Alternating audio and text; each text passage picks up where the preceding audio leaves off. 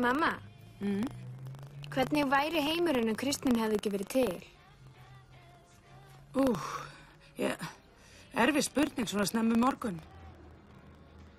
Sko, maður gæti sagt að ef við værum heppin, þá væri einhver önnur trúarbrögð sem hjálpuð okkur að útskýra hvernig heimurinn virkar.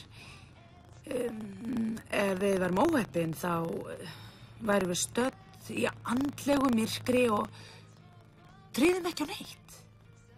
Nei, Jósefína, ég ekki viss ég vilji svara þessu. Svona geta. En ef kristnin væri ekki til, þá er ég hrædd við værum týnd. Hvernig týnd?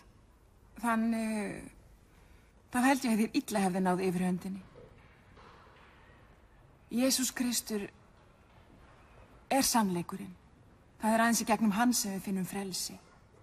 Ertu kannski að hugsa að leggja niður kristnina? Nei.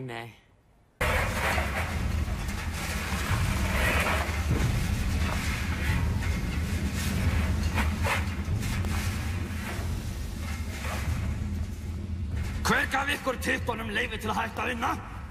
Hvert að tala? Af stað!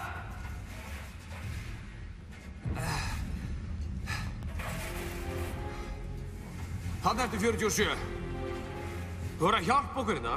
Pabbi? Af hverju segirðu 47? Þú heitir það? Ég heiti Jósefína og þú heitir Jesper. Ég heiti 24. Þessi sem fætti þig heitir 33. Þú heitir 47. Á stað með þig! Mamma, þessi sem fætti mig.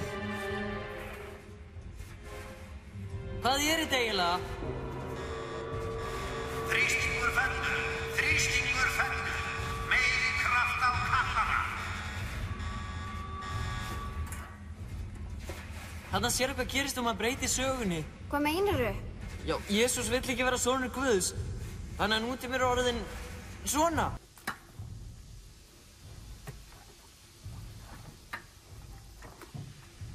Þá ég þetta.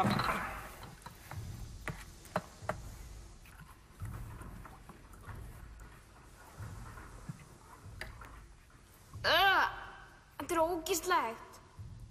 Þetta ekki mikið bara í hári, pabbi. Fyrirgefðu 24. Þetta maturinn. Þá bara éta hann. Mér finnst þetta gott. Borðaði 47. Erfiður dagur á morgun. Fullt að gera. Þú ert að fara í kirkjuna.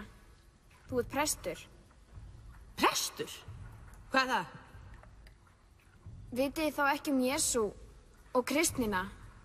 Hver það? En hvað þá með jólin? Ég skil ekki hvað hann að segja. Hvað jól? Ég fæ þó að hafa afmæli mitt í friði.